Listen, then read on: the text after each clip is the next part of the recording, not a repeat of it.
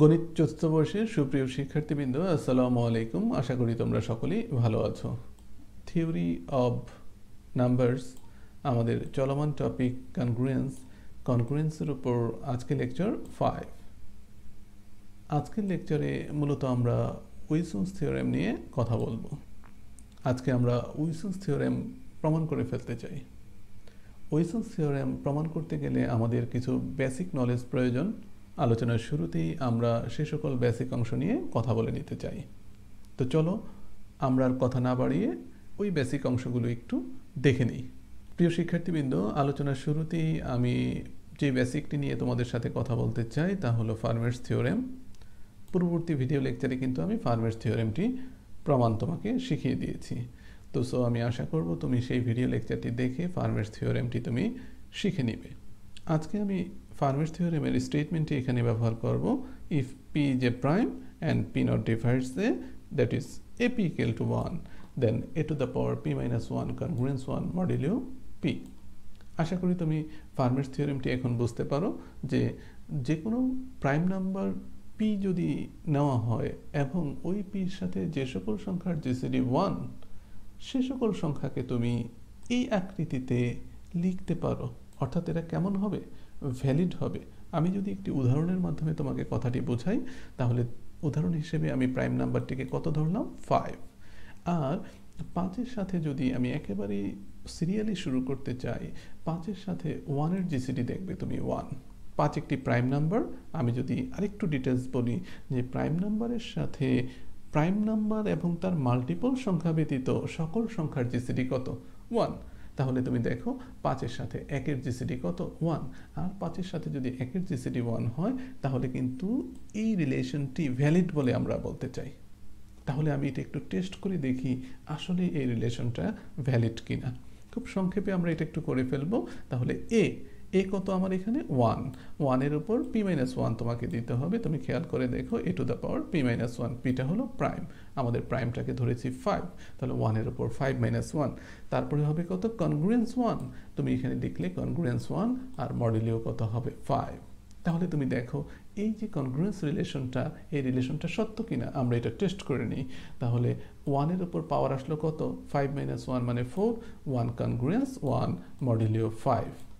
ওকে, তাহলে তুমি দেখো যে মডুলিও 5-এর জন্য 1 কনগ্রুয়েন্স 1 সত্য। এর মানে হলো যে ফার্মার থিওরেম আমাদেরকে যে রিলেশনটা দিয়েছে এপি কিন্তু 1-এর জন্য, এই রিলেশনটি কেমন? সত্য। আমরা আরেকটু টেস্ট করতে থাকব। আমরা টেস্টটা বেশ কয়েকটা সংখ্যার জন্য করব, আমাদের বিশেষ একটা সুবিধার জন্য। ওকে, তাহলে আমরা এখন 5-এর সাথে 2-এর জিসিডি কত আমরা টেস্ট করি? 1। আর যদি 1 হয় তাহলে তুমি ফার্মার্স থিওরেম ব্যবহার করতে পারো। এবং ফার্মার্স থিওরেম আমাকে এই নিশ্চয়তা দিয়েছে এই যে রিলেশনটা আছে কনগ্রুয়েন্স রিলেশন, এই রিলেশনটা কেমন হবে? সত্য হবে। আমরা শুধু আমাদের সুবিধার জন্য বা বোঝার জন্য এটা একটু টেস্ট করে নিতে চাচ্ছি। তাহলে 2-এর উপর 5 মাইনাস 1 কত? 2-এর উপর 5 মাইনাস 1 মানে 2 টু দ্য পাওয়ার 4 কনগ্রুয়েন্স 1 মডুলিও 5। আমরা একটু যাচাই করে নিই কনগ্রুয়েন্সের সংজ্ঞা অনুসারে 2 টু দ্য পাওয়ার 4 মানে কত? 16। কনগ্রুয়েন্স 1 মডুলিও 5, এটি সত্য কিনা আমরা একটু চেক করি। 5 দ্বারা যদি তুমি 16কে ভাগ করো, তাহলে তোমার রেসিডিউ কত থাকবে? 1 থাকবে। এর মানে হলো এই রিলেশনটি সত্য, অর্থাৎ ফার্মার্স আমাদেরকে যা বলেছে কথাটি সত্য। আমরা এখন 5-এর সাথে 3 নিয়েও ব্যাপারটি টেস্ট করতে চাই। তাহলে এখন তো তুমি সিরিয়ালটা বুঝে গেছো। তাহলে 3-এর উপর কত হবে? পাওয়ার 5 মাইনাস 1 মানে 3 টু দ্য পাওয়ার 4 হবে। কনগ্রুয়েন্স 1 হবে 3 টু দ্য পাওয়ার 4, কনগ্রুয়েন্স 1 হবে মডুলিও 5 হবে। আমরা কনগ্রুয়েন্সের সংজ্ঞা অনুসারে ইস্যুটা সত্য কিনা একটু চেক করে নিতে চাই। 3 টু দ্য পাওয়ার 4 মানে কত? 81। কনগ্রুয়েন্স 1 মডুলিও 5, ব্যাপারটি সত্য কিনা আমরা একটু দেখি। 5 দ্বারা যদি 81কে ভাগ করো, তাহলে রেসিডিউ কি 1 থাকে? ইয়েস, রেসিডিউ 1 থাকে। তাহলে এটিও সত্য। এইভাবে 4-এর সাথে জিসিডি 1, তাহলে 4 two the power 5 minus 1 congruence 1 মডুলিও 5, এটিও সত্য। আমরা যদি একটু দেখে নেই, তাহলে 4 টু দ্য পাওয়ার 4 কনগ্রুয়েন্স 1 মডুলিও 5 মানে 4 টু দ্য পাওয়ার 4 মানে কত? 256 কনগ্রুয়েন্স 1 মডুলিও 5। তুমি যদি 5 দ্বারা 256কে ভাগ দাও, তাহলেও কিন্তু তুমি দেখবে তোমার রেসিডিউ কত থাকে? 1 থাকে। এর মানে ফার্মার্স থিওরেমটি এখানেও সত্য। ফার্মার্স থিওরেমটি তো অবশ্যই সত্য হবে, এটি যেমন আমরা টেস্ট করে নিচ্ছি, এবং এভাবে টেস্ট করে নেওয়ার একটা বিশেষ উদ্দেশ্য আছে। এই উদ্দেশ্যটি আমাদের পরবর্তী থিওরির প্রমাণে কাজে লাগবে। তো আমরা এই কারণে এই পদ্ধতিতে তোমাদেরকে ব্যাপারটি দেখিয়ে যাচ্ছি। এখন তুমি দেখো 5-এর সাথে 5-এর জিসিডি কি 1? না, 5-এর সাথে 5-এর জিসিডি 1 না। এখন যদি আমরা ফার্মার্স থিওরেমের ফরম্যাটটা এখানে ব্যবহার করি, তাহলে দেখি কনগ্রুয়েন্সটা ঠিক হয় কিনা। তাহলে 5 to the power 5 minus 1 congruence 1 modulo 5, মানে 5 to the power 4 congruence 1 modulo 5। এখন তোমার 5 to the power 4 এর মান কত? 6 to 5 congruence 1 modulo 5। এই কনগ্রুয়েন্সটি কি সত্য? না। 5 দ্বারা 625কে যদি তুমি ভাগ করো, তোমার রেসিডিউ কিন্তু 0 আসে, কিন্তু এখানে আছে কত? 1। তাহলে কিন্তু এটা সত্য হলো না। এবং আমাদেরকে ফার্মের থিওরেম কিন্তু এটা নিশ্চিত করেছে যে যে সকল সংখ্যার সাথে আমাদের প্রাইম নাম্বারের জিসিডি 1 না, তারা কিন্তু এই রিলেশন মানবে না। এক্ষেত্রে আমরা দেখলাম 5-এর সাথে 5-এর জিসিডি 1 না, অতএব সে কিন্তু এই রিলেশন মানলো না। আশা করি তুমি বুঝতে পেরেছো। এবার আমরা 5-এর সাথে তার বড় একটি সংখ্যা নিয়ে নিই 6। 5-এর সাথে 6-এর জিসিডি কি 1? ইয়েস 1। তাহলে কিন্তু সে রিলেশনটি মানবে। আমি জাস্ট একটু ভেঙে তোমাকে দেখিয়ে দিতে চাচ্ছি। 6 to the power 5 minus 1 congruence 1 mod 5, মানে 6 to the power 4 congruence 1 mod 5। তাহলে তুমি দেখো 6 to the power 4 মানে কত? 1296 congruence 1 mod 5। এটি কি সত্য? 5 দ্বারা 1296কে যদি তুমি ভাগ করো, তুমি কিন্তু রেসিডিউ 1 পাবে। এর মানে এটিও সত্য। সিমিলারলি 5 এবং 7-এর জিসিডি 1, এবং তুমি যদি ক্যালকুলেশন করে দেখো যে তুমি পাবে 4901 congruence 1 modulo 5। কনগ্রুয়েন্সের নিয়ম অনুসারে যদি 5 দ্বারা 4901কে ভাগ করো, তাহলে তুমি রেসিডিউ 1 পাবে। এর মানে হলো যে 5 এবং 7-এর জিসিডি 1 হওয়ার কারণে এটিও কিন্তু তোমার ফার্মার্স থিওরেম মেনে চলে। এভাবে তুমি কন্টিনিউয়াসলি চলতে থাকবে। এটি দেখানোর একটি বিশেষ উদ্দেশ্য আছে। ওকে, তো চলো আমরা উদ্দেশ্যটি একটু যদি দেখে নেই। আমি এখানে বলতে চাচ্ছি, এই যে ফার্মার্স থিওরেমে তুমি এ ব্যবহার করেছো, আমি এখন এই এর পরিবর্তে এক্স ব্যবহার করতে চাই। সো আমি এখন A to the power P minus 1 congruence 1 mod P কে লিখতে চাই X to the power P minus 1 congruence 1 mod P. এটাকে আমরা 1 নাম্বার ইকুয়েশন দিতে চাই। আমরা কি এটা লিখতে পারি? আমরা এটা লিখতে পারি। কখন? যখন x এবং p এর জিসিডি কত হবে? 1 হবে। এখান থেকে কিন্তু আমরা দেখেছি x এর মান 1 হতে পারে, x এর মান 2 হতে পারে, x এর মান 3 হতে পারে, 4 হতে পারে, কিন্তু x এর মান কিন্তু 5 হতে পারে না, কারণ 5 এবং 5-এর জিসিডি কিন্তু 1 হয় না। আশা করি তুমি ব্যাপারটি বুঝতে পেরেছো। x এর মান কিন্তু 6 হতে পারে, x এর মান কিন্তু 7 হতে পারে, এভাবে কন্টিনিউয়াসলি চলতে থাকবে। শুধুমাত্র সেই সকল সংখ্যাগুলো বাদ যাবে যেগুলো 5-এর মাল্টিপল। আশা করি তুমি ইস্যুটি ধরতে পেরেছো। এই ফার্মার্স থিওরেমের এই রিলেশনটাকে আমরা একটু ভিন্ন আঙ্গিকে লেখার একটি বিশেষ উদ্দেশ্য আছে। আমি এখন বলতে চাচ্ছি এই এক্সটা, ওকে, আমি যদি একটু ডিফারেন্ট কালার ইউজ করি, এই এক্সটা সলিউশন কার সলিউশন? 1-এর সলিউশন। কারণ এই এক্সটা কেন সলিউশন হলো? কারণ এই এক্স এর বদলে 1 বসানোর ফলেও কনগ্রুয়েন্স রিলেশনটা সঠিক পেয়েছো, 2 বসানোর ফলেও কনগ্রুয়েন্স রিলেশনটা সঠিক পেয়েছো, 3 বসানোর ফলেও সঠিক পেয়েছো, 4 বসানোর ফলেও সঠিক পেয়েছো। 5-এর ক্ষেত্রে সঠিক পাও নাই, এখানে কিন্তু 5 যে নেওয়া যাবে না সেই কথা কিন্তু এখানে বলা আছে। সঙ্গত কারণে 5 আমাদের আলোচ্য বিষয় না। 6-এর ক্ষেত্রেও সঠিক পেয়েছো, 7-এর ক্ষেত্রেও সঠিক পেয়েছো। এভাবে কন্টিনিউয়াসলি তুমি চলতে থাকবে। ওকে, এবং তুমি x এর বিভিন্ন মানের জন্য এই রিলেশনটি, কোন রিলেশনটি? এই 1 নাম্বার রিলেশনটিকে তুমি সত্য বলবে। যদি 1 নাম্বার রিলেশনটি x এর বিভিন্ন মানের জন্য সত্য হয়, তাহলে ওই x এর বিভিন্ন মানকে আমরা সলিউশন বলবো 1-এর। তাই তো, x এর বদলে তুমি যদি কোনো মান বসাও আর যদি সেটা ইকুয়েশনটাকে স্যাটিসফাই করে, তাহলে সেই মানটি অবশ্যই ওই ইকুয়েশনের কি হবে? সলিউশন হবে। যদি x 1-এর সলিউশন হয়, তাহলে কিন্তু তুমি ওই সলিউশনকে বলতে পারো x is a root of 1। xটা কি হবে? 1-এর রুট হবে। আমি যদি আমাদের যে প্রিভিয়াস নলেজ আছে সেই নলেজটা তোমাকে একটু শেয়ার করে দিই যে হ্যাঁ ফাইন, এই দেখো x square minus 5x plus 6, আমি একটু ডিফারেন্ট কালি ব্যবহার করি, ইকুয়াল টু 0। এই যে সমীকরণটা আছে এই সমীকরণের যে সলিউশন, ওকে, সলিউশন কত 2 3, এই সলিউশনটা কিন্তু অবশ্যই ওই সমীকরণের কি মূল। তাহলে এই সলিউশন এবং রুটের ভিতরে একটি সম্পর্ক আছে। আমরা ঠিক একই কথা বলতে চাচ্ছি যে আমাদের ইকুয়েশনে এক্স এর পরিবর্তে যে সকল মান বসানোর ফলে ইকুয়েশনটি স্যাটিসফাইড হচ্ছে সে সকল মান হলো আমাদের সলিউশন, আর এই সলিউশনগুলোকে আমরা রুট হিসেবেও বলতে পারি। আশা করি তুমি বুঝতে পেরেছো। এখানে একটি কথা আমি খুব স্পষ্ট করে বলে দিতে চাই, তুমি এটা নিয়ে কোনো কনফিউশনে থাকবে না যে এ কনগ্রুয়েন্স বি মডেলিও কত, আমরা দিলাম মডেলিও হলো এম। ওকে ওকে, তো this is a congruence relation, এটা একটা কনগ্রুয়েন্স রিলেশন, কিন্তু আমি এখানে এটাকে ইকুয়েশন হিসেবে উচ্চারণ করতেছি। তাহলে তোমাকে এটা কিন্তু জানতে হবে যে এই রিলেশন আর nothing but equation, but that ফরম্যাটটা হবে কেমন, A equal to B plus multiple of M. আমরা প্রথম লেকচারে কিন্তু তোমাকে ইস্যুটি বুঝিয়ে দিয়েছি। প্রথম লেকচারের কনগ্রুয়েন্সের প্রথম সংজ্ঞাতে তুমি এই রিলেশনকে এই ইকুয়েশন আকারে লিখতে পারো। তো সঙ্গত কারণে আমরা যদি কনগ্রুয়েন্স রিলেশনটাকে ইকুয়েশন বলি, তুমি বুঝে নিবে আমরা আসলে এই আকৃতিতে তোমাদের সাথে কথা বলতে চাচ্ছি। আশা করি তুমি বুঝতে পেরেছো। আমি যদি এখন এক কথায় কথাটাকে শেষ করতে চাই, দেখো এক্স ইকুয়াল টু 1 2 3 4 5 কিন্তু নাই, 6 7 dot dot dot modulo 5 are roots of 1। আসলে আমি এখানে রুট বের করতে চাচ্ছি। ওকে, আমি এখানে রুট বের করতে চাচ্ছি, আর আমি রুটগুলো পেলাম 1 2 3 4 5 কিন্তু আমি পেলাম না। ওকে, আমি 6 পেলাম, 7 পেলাম, 8 পাওয়া যাবে, 9 পাওয়া যাবে, 10 কিন্তু পাওয়া যাবে না। কেন? 10 হলো 5-এর মাল্টিপল, আমি কিন্তু এখানে 5 পাইনি। তাহলে 5 বা তার মাল্টিপলগুলোকে আমি রুট হিসেবে পাবো না, এছাড়া সকল সংখ্যাকে আমি এখানে রুট হিসেবে পাবো। ওকে, এখানে আমাদের আরেকটু কথা থাকবে, সবাই আমাদের রুট, কিন্তু আমি আলোচনা করতে চাই শুধু ইনকনগ্রুয়েন্ট রুট নিয়ে।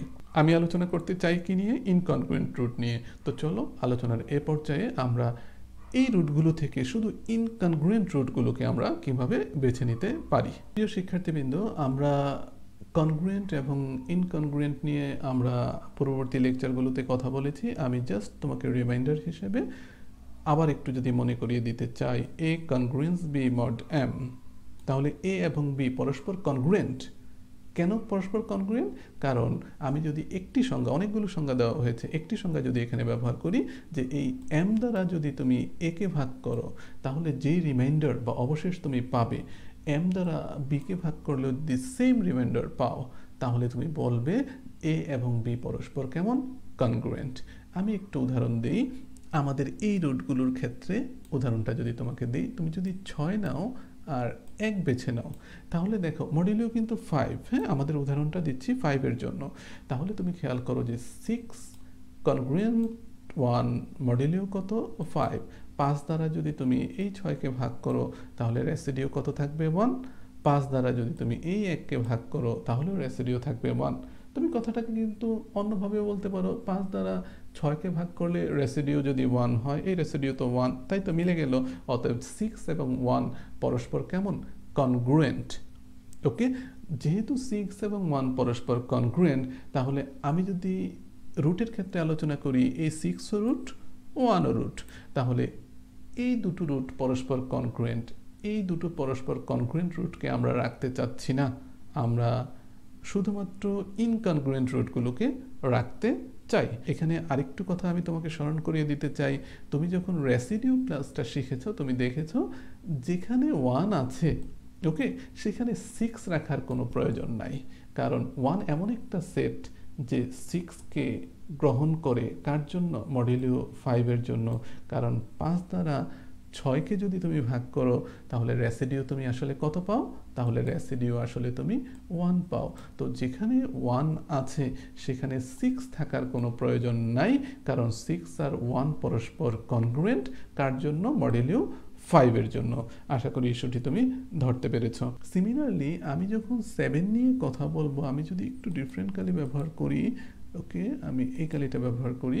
আমি যদি 7 এর কথা তোমাকে বলি, 7 আবার 2 এর সাথে কনগ্রুয়েন্ট হয়। মডুলিও কার জন্য? একই মডুলিও 5 এর জন্য, যে 7 কনগ্রুয়েন্ট টু মডুলিও কত? 5। 5 দ্বারা 7কে ভাগ করলে 2 অবশেষ থাকে, 5 দ্বারা 2কে ভাগ করলে 2 অবশেষ থাকে। এর মানে হলো 7 এবং 2 পরস্পর হলো কনগ্রুয়েন্ট।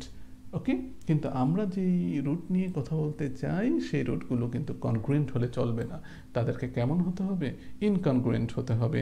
এর মানে হলো একই রুটের সেটের মধ্যে 7 এবং 2 আমি রাখতে চাই না। যেহেতু 2 আছে, তাহলে আমরা এই 7কে অমিট করে দিতে চাই। 7-এর কোনো প্রয়োজন নাই, কারণ 2 7কে রিপ্রেজেন্ট করে। আশা করি তুমি বুঝতে পেরেছো। তাহলে মডুলিও 5 এর জন্য ইনকনগ্রুয়েন্ট রুট কয়টা থাকবে এটা নিয়ে যদি আমরা একটু কথা বলি। মডুলিও 5 এর জন্য আমরা কিন্তু তোমাকে রেসিডিউ ক্লাসটা শিখিয়েছি। ওকে, সেখানে আমরা দেখিয়েছি যে মডুলিও 5 এর জন্য এরকম একটা যদি আমরা সার্কেল নেই, সেখানে কিন্তু আমরা 5টা ভাগ করেছিলাম। একটা কিন্তু 0 ছিল, আরেকটা কিন্তু 1 ছিল, আরেকটা কিন্তু 2 ছিল, আরেকটা কিন্তু 3 ছিল, আরেকটা কিন্তু কত ছিল? 4 ছিল। এটা কি মডুলিও কার জন্য? মডুলিও 5 এর জন্য। আশা করি তোমাদের মনে আছে। ওকে, এই 1 সংখ্যাটা কিন্তু 6কে রিপ্রেজেন্ট করে। ওকে, এই 1, এই যে সার্কেলটা, এই সার্কেলটা মূলত ইন্টিজারের সেট। এই ইন্টিজারের সেটের কিছু কিছু সংখ্যা এই 1-এর অংশে থাকবে। সেই সংখ্যাগুলো কি কি?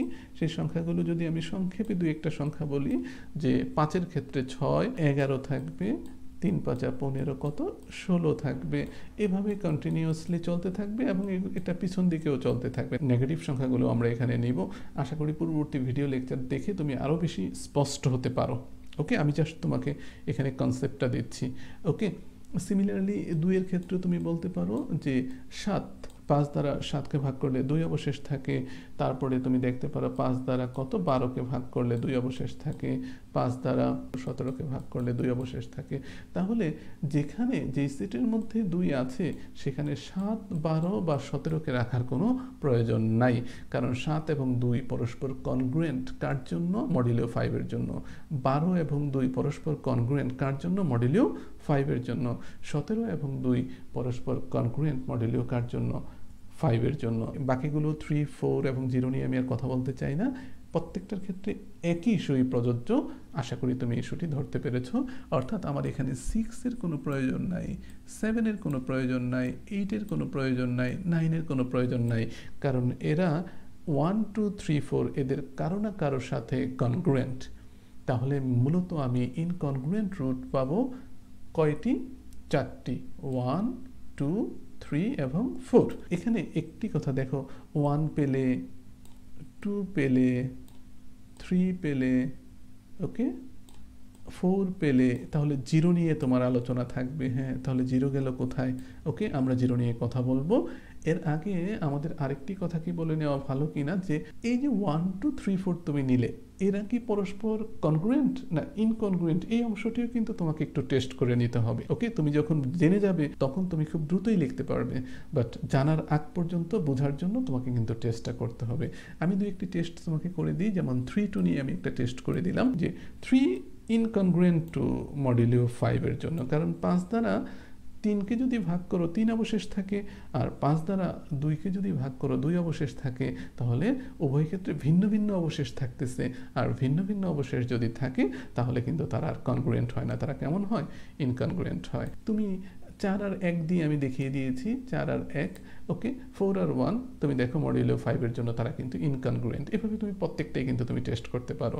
1, 2, 1, 3, 1, 4, 2, 3, 2, 4, ওকে, 3, 4, ওকে, যতভাবে সম্ভব তুমি টেস্ট করে দেখবে যে তারা মডুলিও 5 এর জন্য কেমন হয়? ইনকনগ্রুয়েন্ট হয়। আর সঙ্গত কারণে এই 4টা রুট মডুলিও 5 এর জন্য, এই 4টা রুটকে 1, 2, 3 এবং 4কে আমরা ইনকনগ্রুয়েন্ট রুট বলি। ওকে, এভাবে মডুলিও 7 এর জন্য যদি তুমি আমাকে জিজ্ঞাসা করো, এখন আর তোমাকে আর এভাবে প্রমাণ করতে হবে না, তুমি এখন কিছুটা মুখস্থের মতো বলে দিতে পারবে মডুলিও 7 এর জন্য 1, 2, 3, 4, 5, 6 এই রুটগুলো কেমন হবে? ইনকনগ্রুয়েন্ট হবে। ওকে, আমরা যে রেসিডিউ ক্লাসটা শিখেছিলাম সেই রেসিডিউ ক্লাস থেকে শুধুমাত্র জিরোকে বাদ দিয়ে দিলে বাকি যারা থাকবে সেই রুটগুলো কেমন হবে, ইনকনগ্রুয়েন্ট হবে। এটাই হলো ফাইনাল কথা।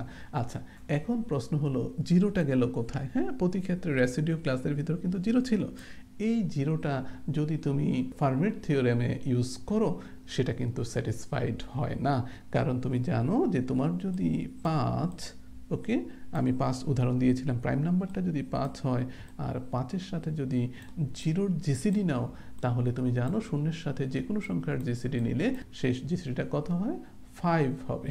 ওকে, ওই সংখ্যাটি হবে, জিরো বাদ দিয়ে যে সংখ্যাটি থাকবে সেই সংখ্যাটি হবে। সঙ্গত কারণে এটা কিন্তু তুমি ফার্মের থিওরেমে ব্যবহার করতে পারবে না। এর মানে হলো zero is not a solution of ফার্মের থিওরেম। ওকে, তাহলে জিরোটা কিন্তু সলিউশন না, আর যেহেতু জিরোটা সলিউশন না সঙ্গত কারণে এখানে তুমি জিরোটাকে কিন্তু আনো নাই। ওকে, 1টা সলিউশন, 2 সলিউশন, 3 সলিউশন, 4 সলিউশন, 5 কিন্তু সলিউশন না। তুমি খেয়াল করে দেখো এখানে কোনো 5 নাই। ওকে, 6 সলিউশন, 7 সলিউশন, 8 সলিউশন, 9 সলিউশন, এখানে কিন্তু 10টাও কিন্তু সলিউশন না। ওকে, আমি খুব স্পষ্ট করে দিতে চাচ্ছি, জিরোটা সলিউশন না, 5টা সলিউশন না, 10টাও সলিউশন না। ওকে, তাহলে যারা সলিউশন না তারা কিন্তু এক্স এর মান হবে না। সঙ্গত কারণে এই জিরো নিয়ে তুমি আলোচনা করবে না। এখানে মজার ব্যাপারটা হলো, দেখো আমি সবগুলো যদি এখন একটু মুছে দিয়ে তোমাকে ব্যাপারটা বুঝাই। ওকে, তুমি এখানে জিরো পাবেই না। কেন পাচ্ছ না তুমি একটু খেয়াল করো যে তোমার এখানে কিন্তু 5 নাই। তোমার এখানে কিন্তু কোনো 5 নাই, এখানে কিন্তু 10 নাই, এখানে কিন্তু 15 নাই। ওকে, তাহলে 5 নাই, 10 নাই, 15 নাই। 5 দ্বারা 5কে ভাগ করলে রেসিডিউ শূন্য থাকবে, যেহেতু 5 নাই তাহলে শূন্যের আলোচনাও নাই। যেহেতু 10 নাই, 5 দ্বারা 10কে ভাগ করলে রেসিডিউ কিন্তু 0 থাকবে, তাহলে কিন্তু এখানে তোমার শূন্য আসার কোনো সুযোগ নাই। যেহেতু 15 নাই তাহলে কিন্তু 5 দ্বারা 15কে ভাগ করলে রেসিডিউ শূন্য আসতো, যেহেতু 15 নাই তাহলে শূন্য আসারও কোনো সুযোগ নাই। তাহলে আমি বেশ কয়েকভাবে ব্যাপারটা তোমাকে বুঝিয়ে দিলাম যে আমাদের সলিউশনে জিরো আসার কোনো সুযোগ নাই। সবচেয়ে সহজ হবে কোনটা? সবচেয়ে সহজ হবে যে সে ফার্মের্স থিওরেমের যে ফরম্যাটটা আছে সেই ফরম্যাটে এর বদলে যদি জিরো বসানো হয় সে কিন্তু ওই রিলেশনটা বা ওই ইকুয়েশনটা স্যাটিসফাই করে না। সো জিরো তার সলিউশন না। আশা করি ইস্যুটি তুমি বুঝতে পেরেছ। তো চলো আমরা পরবর্তী অংশে একটু যাই। প্রিয় শিক্ষার্থীবৃন্দ, আমরা মূলত উইলসন থিওরেম নিয়ে আজকে কথা বলবো, কিন্তু উইলসন থিওরেম যদি তোমাকে বোঝাতে হয় তাহলে অবশ্যই আমাকে এই থিওরেমটি তোমাকে বুঝিয়ে নিতে হবে। ওকে, এই থিওরেম ব্যতীত উইলসন থিওরেম আমরা বুঝতে পারবো না। এখন এই থিওরেম যদি বুঝতে হয় তাহলে এতক্ষণ আমরা যে আলোচনাগুলো করলাম এই আলোচনাগুলো এই থিওরেম বুঝতে অনেক বেশি সহায়ক হবে। তো চলো আমরা এই স্টেটমেন্টটি একটু পড়ি। Let P be a prime, আমরা কিন্তু প্রাইম সংখ্যা নিয়ে এতক্ষণ কথা বললাম। Then the congruence X to the power P minus 1 congruence 1 modulo P. দেখো এখন কিন্তু এটা তোমার কাছে একটু পরিচিত মনে হচ্ছে। এই অংশটা কি আমরা পেলাম না একটু আগে? হ্যাঁ, এই X to the power P minus 1 congruence 1 modulo পিটা আমরা কিন্তু পেলাম। Has exactly P minus 1 incongruent roots. তো একটা পলিনোমিয়ালের পাওয়ার যদি পি মাইনাস 1 হয়, ওকে, আমরা যদি এমন কোনো পলিনোমিয়াল পাই যার পাওয়ার হলো 3 তাহলে তার রুট কয়টা থাকবে? 3টা থাকবে। আর আমাদের যে পলিনোমিয়াল আছে অর্থাৎ এক্স এর উপরে যে পাওয়ারটা আছে পি মাইনাস 1 সেটা দেখে আমরা বলবো যে আমাদের মূল হবে কয়টা? পি মাইনাস 1 সংখ্যক। এতে কোনো সন্দেহ নাই, রুট হবে পি মাইনাস 1 সংখ্যক। এখানে যেটা নিয়ে আমাদের সমস্যা ছিল যে আমাদের রুটগুলো কেমন হতে হবে? ইনকনগ্রুয়েন্ট। এখন কিন্তু আমরা বুঝে ফেলেছি যে রুটগুলোর মধ্যে কোন কোন রুটগুলো ইনকনগ্রুয়েন্ট হবে। এখন কিন্তু আমরা খুব সহজেই লিখে ফেলতে পারবো। দেখো আমরা কিভাবে লিখে ফেললাম। এক্স ইকুয়াল টু মডুলিও পি এর জন্য, পিটা কেমন? প্রাইম।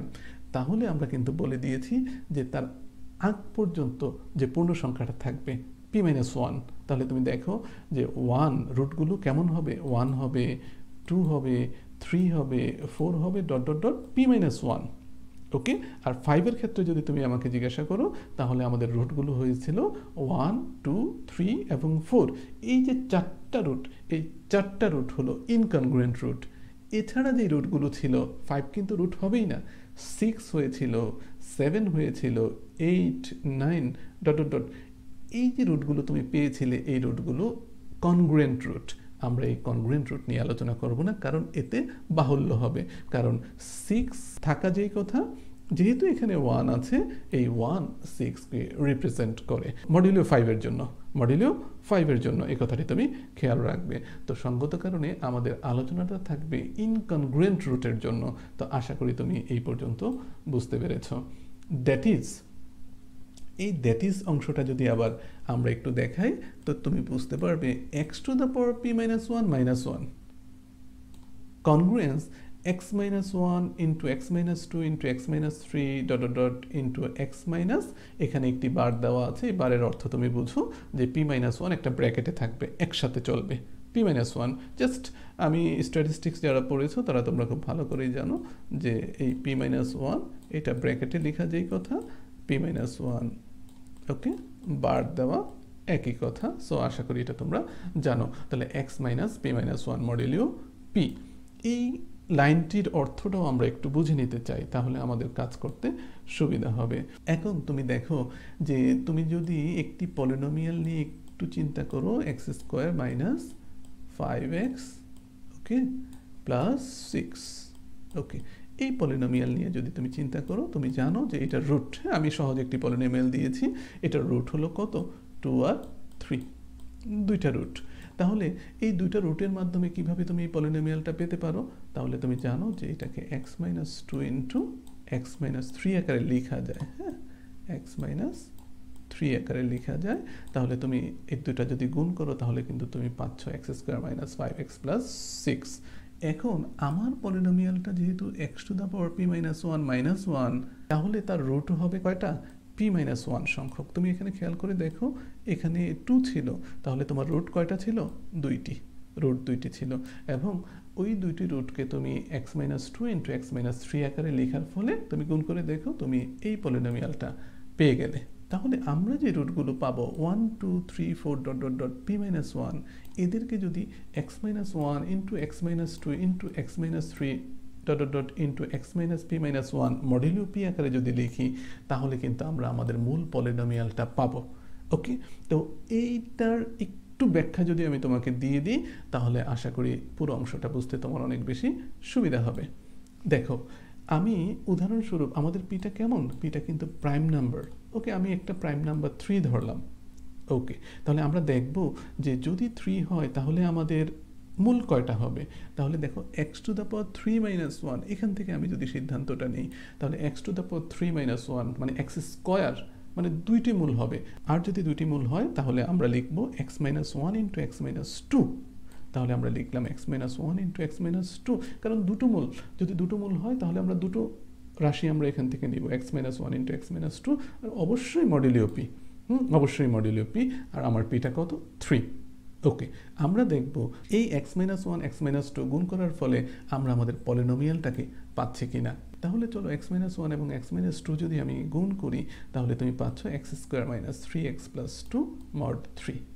ওকে, এখন এটা কিভাবে, x two the power p minus 1 minus 1 মানে কি, এটা মানে কি 3 এর জন্য এটা মানে হলো, আমি যদি একটু লিখে দিই x স্কোয়ার মাইনাস 1, কারণ p এর মান তুমি এখানে বসাও কত, p এর মান এখানে তুমি বসাও হলো 3, তাহলে 3 minus 1 মানে হলো 2, আর minus 1 মানে হলো -1। তাহলে আমি এখানে খুঁজতেছি কি, x স্কোয়ার মাইনাস 1 আমি পেতে চাই। আচ্ছা, কিন্তু তোমার আসলো কি, আসলো হলো x square minus 3x plus 2 mod 3।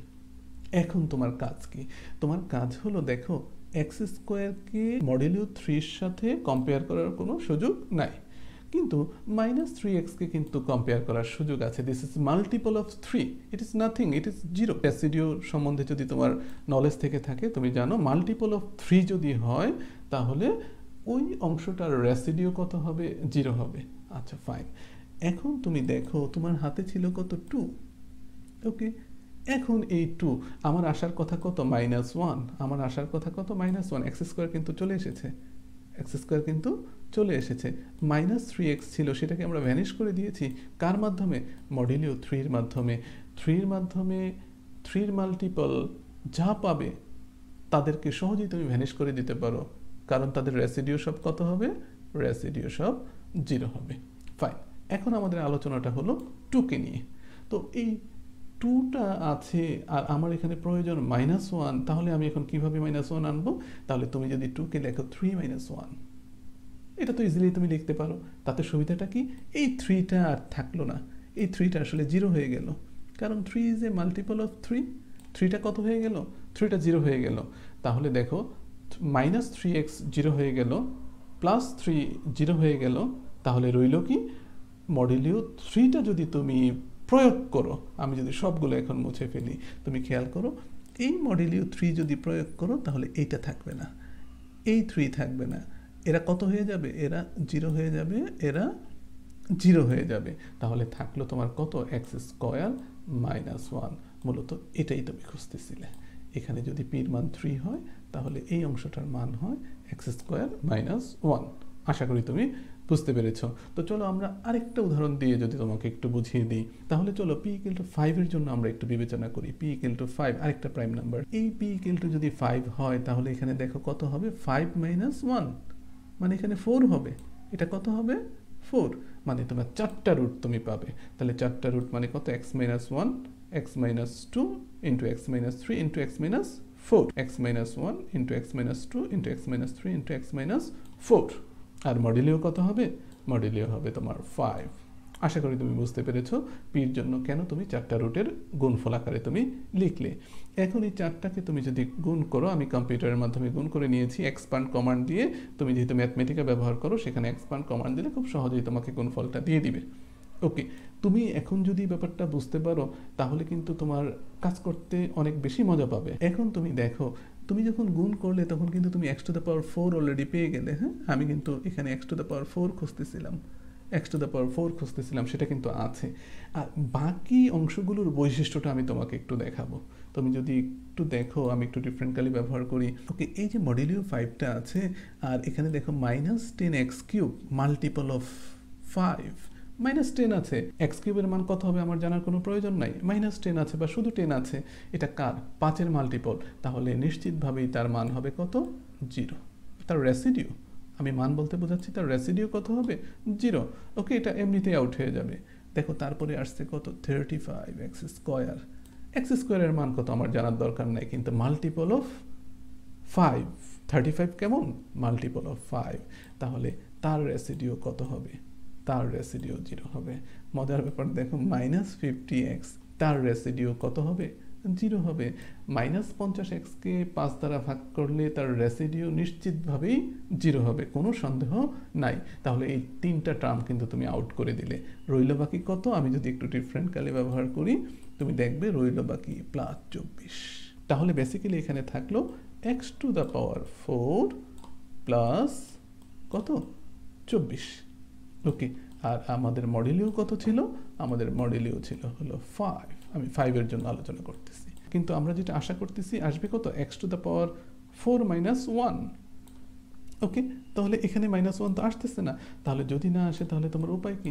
তুমি কিন্তু এটাকে এইভাবে লিখতে পারো, 25 - 1 x⁴। ওকে, আর মডুলিও কত? 5। মডুলিও হলো তোমার 5। Is it? তাহলে দেখো এখন তুমি পাচ্ছ কিনা? x⁴ - 1 ইকুয়াল টু, ওকে, এটা ইকুয়াল টু, এর মানে কি? 25 কই গেল? এই 25 কোথায় গেল? এই 25-এর মান আসলে কত হয়ে গেল? এই 25-এর মান 0 হয়ে গেল। কেন 25-এর মান 0 হলো? কারণ it is multiple of 5। It is multiple of 5। তাহলে তুমি পেয়ে গেলে যে x⁴ - 1। বেসিক্যালি তুমি এখানে পির মান যদি 5 বসাও, এখানে পির মান যদি 5 বসাও, x⁴ - 1, এটাই তুমি খুঁজতেছিলে, যেটা তুমি এখানে পেয়ে গেলে। ওকে, তো চলো আমরা এবার পরবর্তী অংশে যাই। মানে এই থিওরিটা চলো আমরা প্রমাণ করে ফেলি। আমরা কিন্তু অলরেডি যে বেসিকগুলো তোমাকে দিলাম এর মাধ্যমে অলরেডি আমরা প্রমাণ করে ফেলেছি। তুমি শুধু ব্যাপারটা একটু দেখো।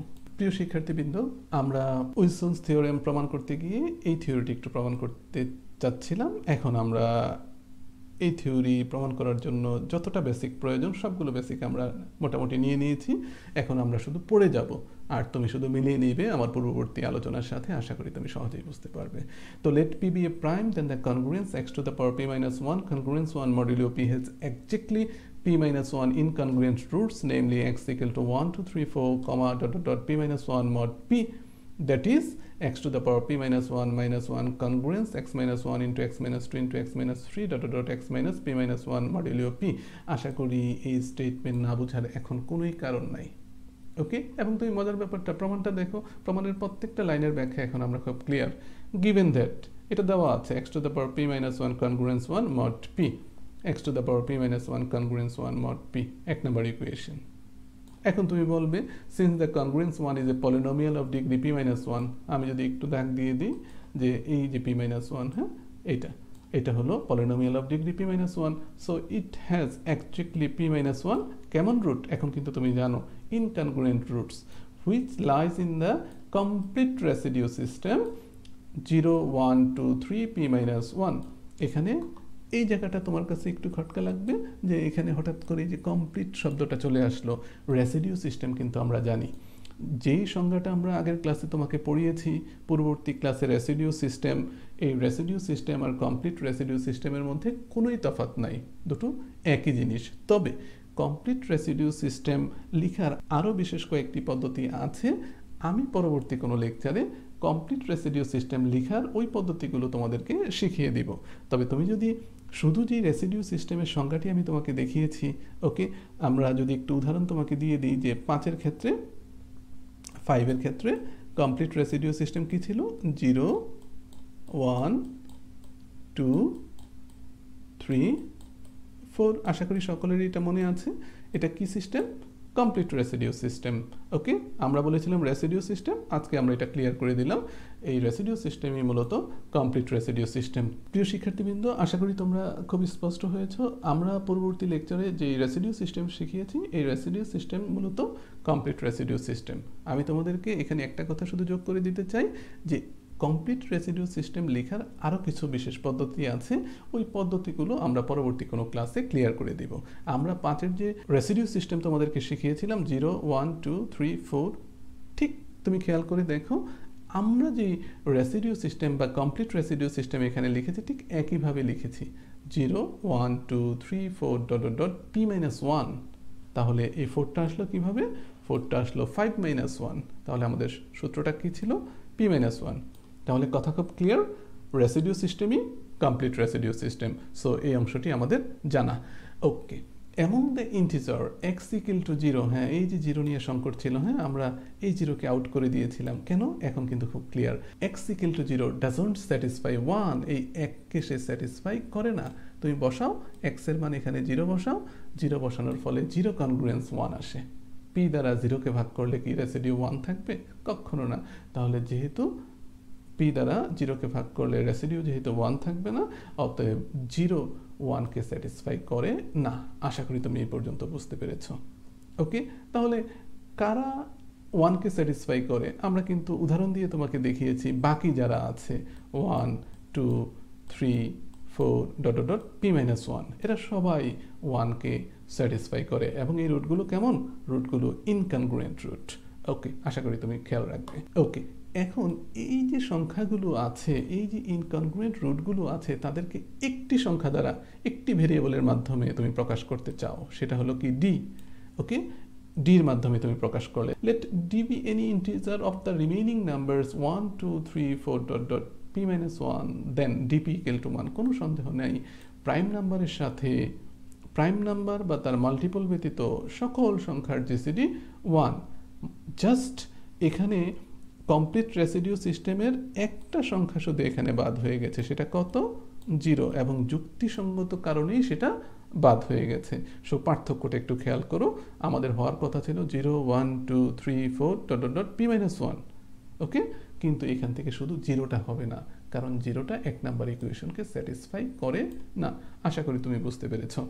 ওকে, আচ্ছা এখন আমাকে বলো ডিপি যদি 1 হয় তাহলে কিন্তু তুমি ফার্মের থিওরেম ইউজ করতে পারো। d to the power p minus 1 congruence 1 modulo p. This is nothing but Fermat's theorem.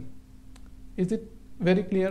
কারণ dp gcd 1 আর যদি gcd 1 হয়, এই d কিন্তু এখন আমার a to the power p minus 1 congruence 1 modulo p, nothing but Fermat's theorem. আশা করি তুমি বুঝতে পেরেছো। But what is d? d is nothing, d হলো 1, d is nothing, d হলো 2, d is nothing, d হলো 3, d is nothing, d হলো 4, এভাবে correspondingly d হলো p minus 1, এর মানে হলো d is a solution of 1, d is a solution of 1। আশা করি তুমি বুঝতে পেরেছো। ওকে, আচ্ছা, যদি d সলিউশন হয় তাহলে আমরা বলতে পারি এগুলো সবগুলো কি root. Okay, hence the congruence one has exactly p minus 1 incongruent root। এখন আশা করি incongruent শব্দ ব্যবহার করতে তোমার কোনো সমস্যা হবে না। x equal to 1 2 3 4 dot dot dot p minus 1 mod p। আশা করি তুমি ইজিলি বুঝতে পেরেছো। So we can write x to the power p minus 1 minus 1 congruence। এখন তুমি এদেরকে x minus 1 into x minus 2 into x minus 3 into x minus p minus 1 mod p আকারে লিখতে পারো এবং তোমার পলিনোমিয়ালটা পাবে x to the power p minus 1 minus 1। প্রিয় শিক্ষার্থীবৃন্দ, আমরা উইলসনস থিওরেমটা একটু দেখতে চাচ্ছি, state and prove Wilson's theorem. আশা করি আমাদের আর খুব বেশি সময় লাগবে না, কারণ অলরেডি উইলসনস থিওরেমের মেইন অংশ আমরা প্রমাণ করে ফেলেছি। ইউজিং ফার্মের theorem prove that p minus 1 factorial plus 1 is divisible by p where p is prime। অথবা এভাবে আসতে পারে if p is prime then p minus 1 factorial plus 1 congruent 0 mod p। এটা আমাদেরকে প্রমাণ করতে হবে। তাহলে আমরা এটা প্রমাণ করব, আমরা p এর মান, pটা কেমন প্রাইম, তাহলে সবচেয়ে ছোট যেই প্রাইমটা আছে সেই প্রাইমটা আমরা যদি এখানে বসিয়ে দিই, প্রুফে আমরা অলরেডি চলে আসলাম, হেয়ার p equal to 2। তাহলে যদি 2 হয় 2 minus 1 factorial plus 1 congruence 0 modulo কি 2, এটা কি সত্য? আমি দেখি 2 minus 1 factorial, এর মানে হলো 2 minus 1 মানে 1, 1 factorial মানে 1, আর 1 plus 1 মানে হলো 2। তাহলে 2 দ্বারা 2 কে ভাগ করলে রেসিডিউ কি 0 থাকে? উত্তর হলো ইয়েস। এর মানে হলো এই থিওরেমটা p equal to 2 এর জন্য সত্য। আশা করি তুমি বুঝতে পেরেছো। আমি যদি একটু মুছে ফেলি আর মুছে ফেলে বলি যে এই যে অংশটা আছে এই অংশটা p equal to 2 এর জন্য সত্য কিনা তুমি একটু টেস্ট করে নিলে। ওকে, আশা করি তুমি বুঝতে পেরেছো। এখন p greater than 2 এর জন্য আমি এই অংশটা টেস্ট করতে চাই। তাহলে now we are to prove that the theorem is true for p greater than 2। এটা আমরা এখন প্রুভ করব। দেখো, এই p যদি প্রাইম হয় and xp যদি 1 হয়, then from Fermat's theorem x to the power p minus 1 congruence 1 mod p equation 1, একটু আগে আমরা যে পড়লাম এর সাথে কোনো পার্থক্য আছে? no difference between these two। একেবারে হুবহু কপি লিখে দিবে। it is a polynomial of degree p minus 1, একই কথা। so it has exactly p minus 1 incongruent roots, একই কথা আমরা বুঝিয়েছি তোমাকে, নেমলি কি হবে 1 x equal to 1 2 3 4 dot dot dot p minus 1। কোনো সন্দেহ আছে? একটু আগে আমরা বুঝিয়েছি। which lies, এটা কোথা থেকে আসলো? which lies in the complete residue system। আমরা সেটাও বলেছি, আমরা রেসিডিউ সিস্টেম শিখিয়েছি, ওই রেসিডিউ সিস্টেমটাই হলো কমপ্লিট রেসিডিউ সিস্টেম। এবং আমরা বলে দিয়েছি কমপ্লিট রেসিডিউ সিস্টেম লেখার আরও কিছু পদ্ধতি আছে, সেগুলো আমরা পরবর্তী অন্য কোনো লেকচারে শিখিয়ে দেব। তাহলে এখানে আমরা রেসিডিউ সিস্টেম যেভাবে লিখতাম ওই একই সিস্টেমে লিখে ওটার নামকরণ আমরা করে দিলাম কমপ্লিট রেসিডিউ সিস্টেম। তাহলে কমপ্লিট রেসিডিউ সিস্টেমটা কি ছিল? 0 1 2 3 4 dot dot dot dot p minus 1, কার জন্য? মডুলো p এর জন্য। এদের মধ্য থেকেই কিন্তু আমি জিরোটাকে বাদ দিয়ে আমি 1 2 3 4 p minus 1 পেয়েছি। ওকে, among the integer x equal to 0 doesn't satisfy 1। কোনো সন্দেহ আছে? আগে যা যা বলেছিলাম ঠিক ওই কথাগুলো এখানে লেখা আছে, অর্থাৎ ওই থিওরিটা কমপ্লিট এখানে বসিয়ে দিবে। তাহলে x equal to 0 আমরা 1 এ বসাইলে আমরা বলতে চাচ্ছি 1টা স্যাটিসফাই হয় না, তাহলে x equal to 0 আসলে বসানো যাবে না। হেন্স আমাদের লাস্ট লাইনটা কি ছিল? x to the power p minus 1 minus 1, এটা যেই কথা congruence x minus 1 into x minus 2 into x minus 3 into x minus p minus 1 mod p, এটা ছিল আমাদের final line. x to the power p minus 1 minus 1 যেই কথা x minus 1 into x minus 2 into x minus 3 to x minus p minus 1 mod p, একই কথা। এটা আমরা প্রমাণ করে দিয়েছি এবং আমরা উদাহরণও দিয়ে দিয়েছি যাতে তুমি খুব স্পষ্ট করে বুঝতে পারো। তো চলো আমরা থিওরির পরবর্তী অংশে চলে যাই। প্রিয় শিক্ষার্থীবৃন্দ, এখন আমাদের এই যে লাইনটা আমরা পেলাম, এই লাইনটা নিয়ে আমাদের মূল কাজ। এখান থেকে আমরা কনস্ট্যান্ট টার্মগুলোকে ইকুয়েট করে নিতে চাই। কনস্ট্যান্ট টার্ম আমরা ডান দিক থেকে দেখি, এখানে -1 আছে, তাহলে আমরা এই -1কে নিলাম। আমি একটু ডিফারেন্ট কালি ব্যবহার করি, এখানে -1 আছে, -2 আছে, -3 আছে আর p -1 আছে। আমরা শুধু এই কনস্ট্যান্ট টার্মগুলোকে আমরা নিলাম, উভয় পক্ষ থেকে কনস্ট্যান্ট টার্মগুলোকে আমরা ইকুয়েট করে নিলাম মডুলো পির জন্য। কারণ আমি কিন্তু তোমাকে এক্সাম্পল দিয়ে দেখিয়েছি এই অংশটাকে গুণ করলে এটার যে ফরম্যাট হয়, ফরম্যাটটা কিন্তু X to the power P minus one আকারেই কিন্তু হয়। তাহলে অবশ্যই এখানে যে কনস্ট্যান্টটা আছে, এগুলোর যে কনস্ট্যান্টগুলো আছে, এগুলোর কনস্ট্যান্টের গুণফল আর ডান পক্ষে যে কনস্ট্যান্টটা আছে তার মানের কেমন হবে? সমান হবে। আশা করি তুমি উদাহরণটা যদি একটু চেক করো, ওকে, আমি একটু আগে যে উদাহরণটা দেখালাম সেখান থেকে তুমি বিষয়টি স্পষ্ট হয়ে যাবে। ওকে, তাহলে এখানে তুমি পাচ্ছ, দেখো -1, এখানে -1 রাখা হলো, আর -1 into -2 into -3 into dot dot minus P -1 mod P. তাহলে দেখো কতবার -1 আছে, তাহলে লাস্ট যে টার্মটা আছে p-1, তাহলে ততবার -1 আছে। তাহলে -1 এর উপর যেহেতু এগুলো গুণ, পাওয়ার হবে কত? p-1। আশা করি তুমি এটা বুঝতে পেরেছো। আচ্ছা, প্রত্যেকটা টার্ম থেকে -1 থেকে -2 থেকে -3 থেকে ডট ডট মাইনাস p1 থেকে যদি -1টা বের করে নিয়ে আসো, তাহলে বাকি থাকলো কি? 1 into 2 into 3 into dot dot dot p-1। আর তুমি জানো এগুলোর গুণফল কিছুই না, ফ্যাক্টোরিয়াল p-1। আর মড পির মতো রয়ে গেল। এখন আমাদের ফাইনাল কথায় আমরা আসি। আমরা যদি একটু মুছে ফেলি আর মুছে ফেলে বলি, এই পাশে কিন্তু -1 পেয়ে গেছি, আর p-1 ফ্যাক্টোরিয়াল মড পিও কিন্তু পেয়ে গেছি। শুধু আমাদের প্রবলেমটা রয়ে যাচ্ছে -1 টু দ্য পাওয়ার p-1। এই অংশটাকে নিয়ে আমরা যদি একটু কথা বলি। আমরা যেই পিটা নিয়ে কথা বলতেছি, যে প্রাইম নাম্বারটা নিয়ে কথা বলতেছি, সেই প্রাইম নাম্বারটা গ্রেটার দেন 2। আর যদি প্রাইম নাম্বারটা গ্রেটার দেন যদি 2 হয়, তাহলে তুমি জানো পৃথিবীতে একমাত্র জোড় প্রাইম নাম্বার হলো 2। সেটা বাদ দিয়ে যত প্রাইম নাম্বার আছে সবগুলো কেমন? সবগুলো হলো বেজোড় সংখ্যা। আর ওই বেজোড় সংখ্যা থেকে যদি তুমি 1 বাদ দাও, তাহলে p-1 সংখ্যাটি নিশ্চিতভাবেই কেমন হবে? ইভেন হবে। তাহলে -1 এর উপর যে p-1 সংখ্যাটি আছে, এই সংখ্যাটি কেমন? ইভেন, জোড়। তাহলে -1 এর উপর পাওয়ার যদি জোড় হয়, তাহলে তার মান কত হবে? 1 হবে। তাহলে ফাইনালি আমরা কি পেলাম? আমি একটু ডিফারেন্ট কালি ব্যবহার করি। তাহলে আমরা ফাইনালি পেলাম -1, এই পাশে -1, কনগ্রুয়েন্স, আমরা কনগ্রুয়েন্স -1 এর উপর p-1, এটা কিন্তু +1 হয়ে গেছে। তাহলে এটা ভ্যানিশ, রয়ে গেল p-1 factorial mod P, p-1 factorial mod P. এখন আমরা যদি সব কিছু মুছে ফেলি, এই -1টাকে যদি জাস্ট পক্ষ পরিবর্তন, এটা বোঝানোর কিছু নাই, p-1 factorial plus 1 congruent 0 mod P, এটাই কিন্তু আমরা প্রমাণ করতে চেয়েছি। Hence the theorem is proved for all primes. So this is nothing but Wilson's theorem. এই থিওরেমটিকে আমরা উইলসনস থিওরেম বলি। এই উইলসনস থিওরেমের মাধ্যমে মূলত আমরা রিমাইন্ডার বের করি।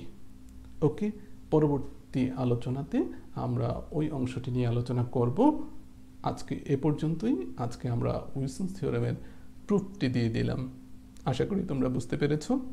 প্রথম থেকে ধীরে ধীরে শেষ পর্যন্ত আসবে। প্রমাণ কিন্তু খুবই সহজ, যদি তুমি বুঝে পড়ো। আশা করি তুমি আত্মস্থ করতে পারবে।